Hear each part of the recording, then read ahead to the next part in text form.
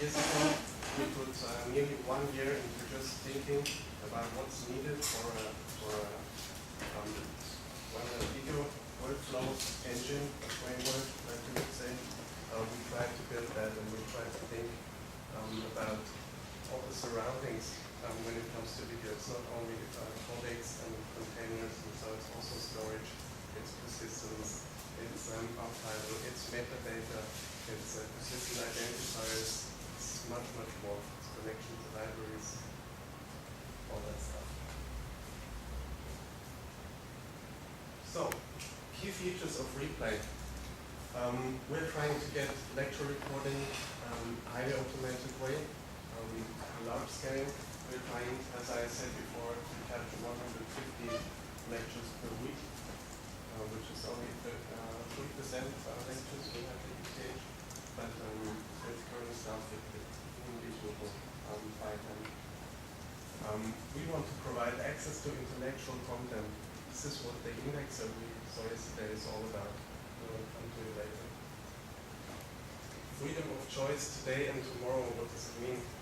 We are trying to archive things. The archive and the high format we have in the archive gives us the freedom to deploy or to distribute in any distribution format we like today and also tomorrow. Because we have the archive, we are able, or we will be able, to adapt to future distribution formats. Audiovisual recordings are not only chunks of data, they should be interactive learning objects. We should try, as you showed, you're doing things that are built on top of such systems. Get the basic things working and then leverage what's really within the content. Last but not least, academic references. We have lots of know-how nowadays within videos.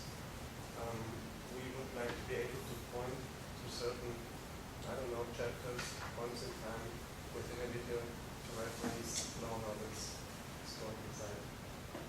Feel free to ask if something is unclear. The soft facts. Replay is dedicated to empower standards. We think standards are the most important thing about such a system, mainly because of archival reasons. There's no point in archiving in high data formats in dense format. If you are storing metadata within a database, you won't be able to read it in 10 years time or 20 years time. So also, if it comes to sharing, you need standards to be able to share with other systems other than Replay. Replay is designed to scale. Replay was built very modular. You can see this later on in the system overview. We have clearly identified modules. We can take them out, we can duplicate them, triple them, quadruple them, whatever. Separate to copy, that's what I was talking about before. The modular design is very, very important to us. It was developed to be extended, so there are various hooks all over the place in the whole system where it can be extended, or at least where we thought it would be necessary to provide these hooks. It's meant to be shared, so it's one thing is it's open source, it's under the LGPL license. So you can just take it, use it, extend it, whatever. You can even sell it if you like. And Replay is also going to be open-minded. What's behind the scenes? The backend is completely written in Java, except for the indexer. The indexer is also written in Java, but it uses some system tools like an OCR. Could be written in Java as well. There's more fun in doing this. So there are very few Linux-based tools involved, such as the OpenOCR or FFmpeg. There's no point of doing that in Java. All the system parts are each running as a separate web app in Tomcat, communicating using SOAP. So this is also an open kind of API. this is a nice thing. The workflow definitions in AND. Does anybody not know what AND is? AND is a build tool, so it's like make in make. It's an alternative to make, but it's readable. It's more readable. It's XML based.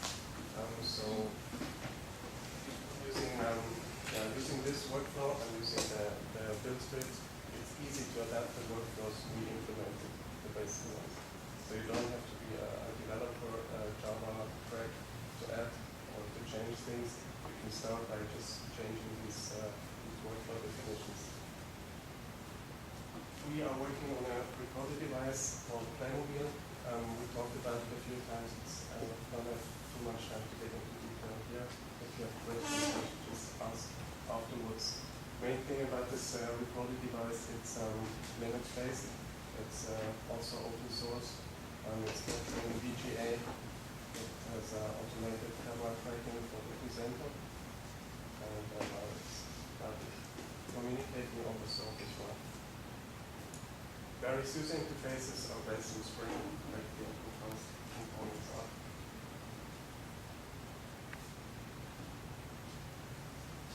So to give you a short overview of what the system looks like, it's gone this way around. Looks very clean. I hope I didn't out too much. You have the incoming data up here. It's getting integrated, indexed, archived. Composes, which means encoded. It's then served to the users using various interfaces, and there's a manager orchestrating all of the workflows. I'm going quickly through these components so that you see what each one is for. On the acquisition side, we have this Playmobil I talked about before, capturing, as I said, VJ and the presenter, automated tracking of the speaker, and using the SOAP interface, this device provides, we can control it, we can see whether it's online, which jobs are running, which failed. It provides a very simple user interface, which is a live preview, a live stream preview, and it has, I forgot this on the slides, this start-stop button, which is adding on the time frame, markers on the time frame. So it's not really starting and stopping. We tell the device when to start 5 minutes ahead, when to stop 5 minutes afterwards, but the instructor can add trimming points if he or she likes. Extension hooks, there are no specialist extension hooks for this Playmobil, but it's completely open source and written in Python, so anybody who knows Python can add things at will. When the things have been captured on the Playmobil, it gets uploaded into the integrator. The integrator is featuring a recorder schedule, iCalendar based. So you can either watch these iCalendars in your iCal application, or mainly these Playmobil devices can subscribe to these schedules.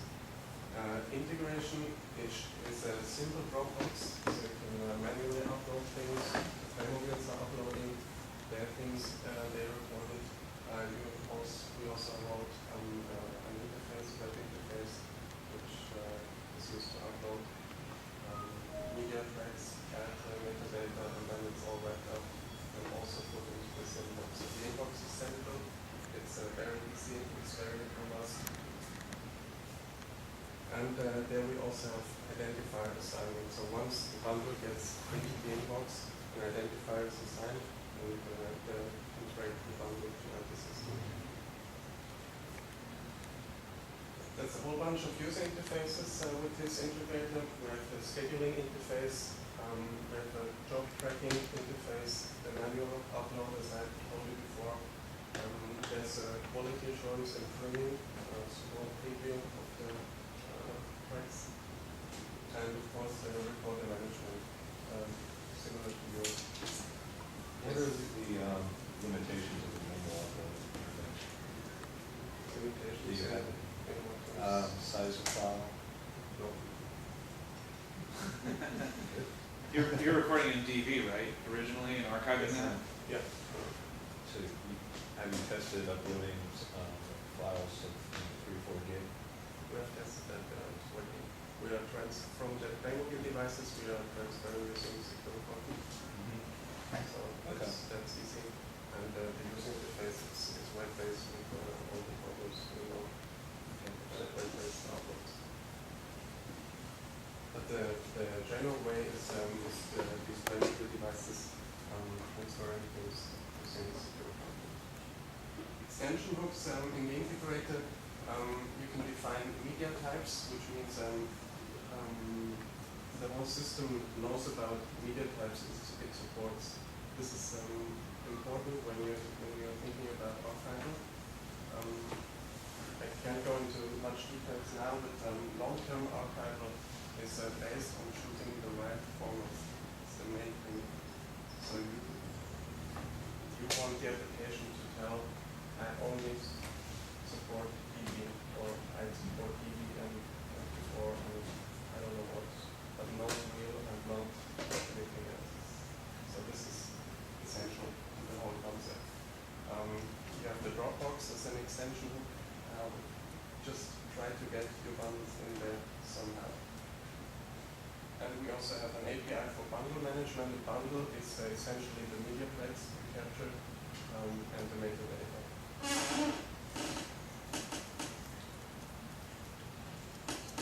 After integration, the indexer is doing its work. We are trying to do it in an easy way, extracting isotonic metadata. I will show you later using the user interface what that means exactly. We are mainly segmenting the video, running OCR of the segments, looking up text and trying to know what text appeared on what marker point on the timescale. We also do contextual harvesting at that time. If the indexer can see, this must be, I don't know, a lecture about dentists or something, you could add a plugin that would look at Wikipedia and add this to this subject. This is the main extension hook in our system. There's a quite a good API for adding your own indexer plugins. We are currently working or trying to integrate speech recognition, because currently we're only leveraging the VGA signal. You could add a plugin that's analyzing the presenter track, trying to do face recognition, to know who's the speaker, for example. Tobias was already with us, asking if they could add plate recognition and stuff and so on. We have much hope in this indexer architecture. It's very open, it's scalable, it's plugin based, and we hope there will be a lot of plugins over the time. Archive, not much to say here. Yeah, it's an archive. With access to our content and content metadata, and the workflow for content migration. This is again for long-term storage. If we chose to put DB in today, maybe in 10 years' time or 20 years' time, we see DB is running out and will be replaced by another good storage format. We will be able, using this workflow, to migrate all the DB content to the new format.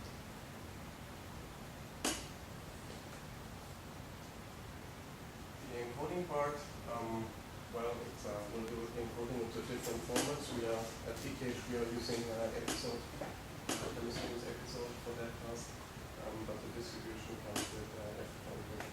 So it's again, it's pluggable. We have a default command line encoder, which is using the FFmpeg right now. You can also use Qt encode for that. Just call the correct command line. But it's also a pluggable architecture using these AND bits, so you could add code to use any encoding option you know or you like.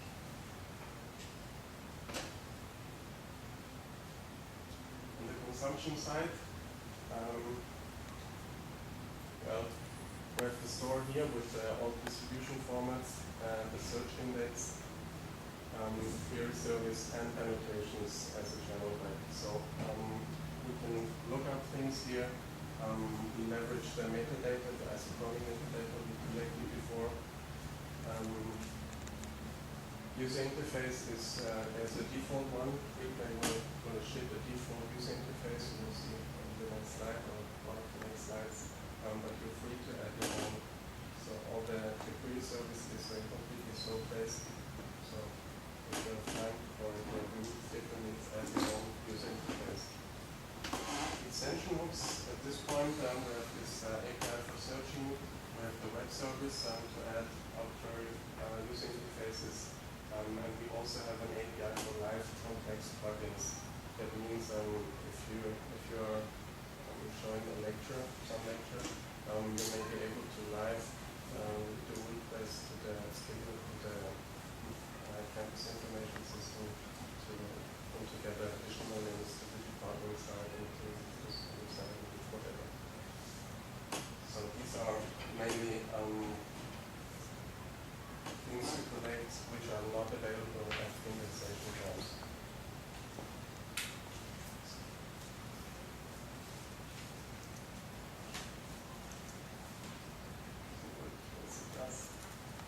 So for the distribution part, we do, as you all do, or most of you do, we do download and streaming. We do statistics gathering, management of the distribution cache. I said yesterday, and many of you were laughing, we have unlimited space, unlimited storage, which is true for the archive, or which sure must be true for the archive, but which is not true for the distribution formats, because we would like to extend our distribution formats to a sensible amount of supported format. But since we cannot go unlimited here, we have an online format. We define Flash to be our online format. So every production is in the cache as a Flash format. If a user wants to have a quick-time download or a media download, we can produce it on request, put it there, distribute it, and it will time out in some time.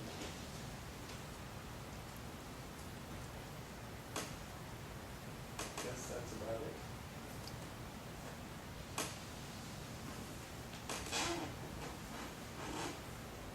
Yes? Have you at all engaged with the whole JCR, ASR 170 archival standards and all that? We looked into it. Thing is, at ETH we have a project running. It's called long-term archival. Long-term is also the correct name for the project. So it's been running for years now, but it will eventually finish and will have a complete long-term archive management, which we like to link to. So we just thought about the basic needs for long-term archival, which are what I told you before, the using the right formats, that the migration functions on. So we didn't want to implement something like this. One reason I mentioned is that with the Sakai, the whole Sakai course management system is transitioning to JCR and it will be the standard very shortly. It seems like strategically interesting. It's out of our scope at the moment. To add. Yeah, that's nice. And you're welcome to add. So the manager is it's a small thing. It's of course it's a central piece of software, but it's for understanding of the whole system. It's not that important. It's workflow management. It's resource planning. We have multiple instances, for example, of the indexer, error handling, special workflows, administrative workflows are started on the manager. Notification services about errors, about successful endpoints, and so on. Logging. And more or less transaction handling. User interfaces, there's a management console, and there's also an API for the workflow engine. By by means of these M scripts, by means of the sort interface used to start jobs on the rows or stop them. This is, by the way, true for all of these jobs. They all share the same code base and have additional capabilities according to the node type. So, a few last things before I finish. Metadata, what do we need this metadata for? I think most of you already know what to do with it, but just to point it out. We want to get away from these 800 megabytes of data to really valuable content. This is only possible if you know what is where within the video. We want to treat videos as interactive learning objects, so we want to interact with it. We also want to annotate it, which is the last point. No, it's not the last point, it's still here. But we would like to empower rich user interfaces, and we're going to show you now a very simple and only a one-slide thing of the user interface we are currently developing. We have a prototype running by now, and it should be finished by August. So just a few things here. This is the main presentation area. We have the slides presentation here. That's me, or it's supposed to be me. So it's a speaker part. We have some static metadata here, more or less the data info we are storing. And the important thing is here, if you are searching for replay, for example, you get multiple hits. And you already see on the result list which are the really important ones. First, you can see it by ranking, because we do some ranking. We think this or that one might be the most important one. It's usually the one that's on the top. But we can also see how the search term you were looking for is distributed along the timeline. So this is the timeline of the whole video, and you can see that the term replay was talked about here a lot, here for a very long time. Here again, here it's scattered a little bit of the whole presentation. So that might be of importance for you to select the right lecture. You then select it, it gets displayed here, and you have the whole timeline again. The darker it is, the more important the word was on this slide. So maybe on this thing here, it was in the title. Here it may have been in some, I don't know, some line of text. More or less okay? Sorry for the speed. In terms of campus integration, I already mentioned most of these things. You can add your own hardware, reporting hardware using the well-documented and standardized iCommander. You can easily adapt workflows if you know how to read and change XML files, which should be doable for system admins. If that's not enough, you can add your own user interfaces. You can look at our documented APIs. So now we're getting into Java development, of course, but giving us much more power at hands. Extending functionality by, for example, writing your own indexer plugins. And last but not least, it's all based on standardized content in metadata formats. I cannot say it fully enough. Everything follows with this. What's the schedule? The schedule is a beta version by the fall 08. We are starting our fall semester in September, and we are going to run a test semester then. So we should be feature complete by then, and more or less stable. Extending testing semester complete, and we should be ready with version 1 by spring 09, spring next year.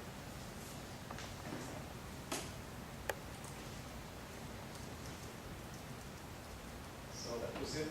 The Swiss Army knife. Does anybody not know what this was organized? It wasn't really. The great thing about replay, it's much better than the Swiss Army knife. Army knife, because you can add more tools to it, which we can. And just for the last remark, over there, just beside this coffee in the back, there are some Swiss Army knives for you as a small present from ETH Zurich. There are 5 of them equipped with a USB stick.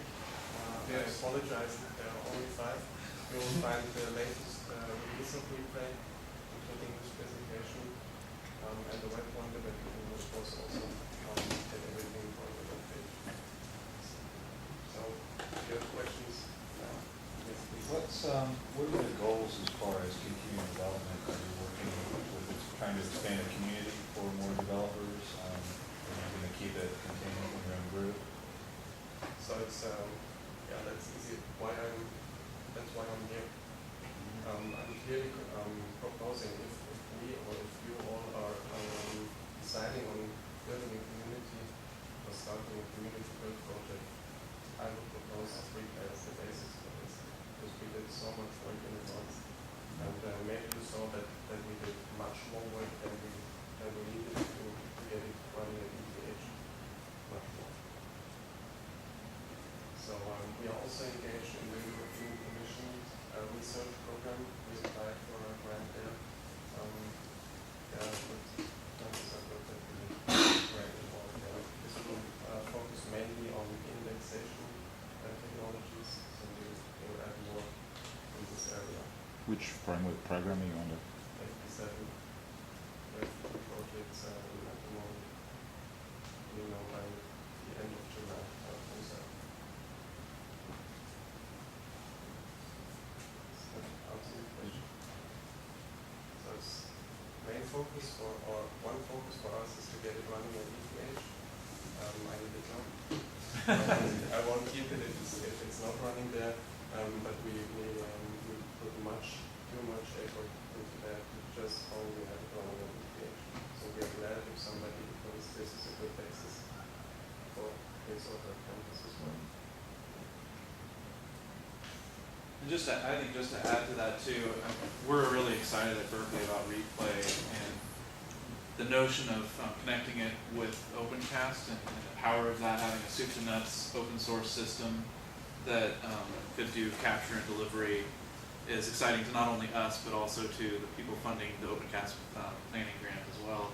So it's kind of like Kismet finding ETH. I think Adam met a colleague of Tobias's at WWDC last year, and we started talking, and the timing was actually really interesting because the conversations we were having with the foundations about actually putting together this planning grant, we're talking about, well, you know, podcast producers not completely open, it's a commercial system, and really looking for something else that might fit the bill for that piece of it. And so offering that sort of flexibility within the Opencast project is really an exciting notion for us, and really appreciate what they're doing with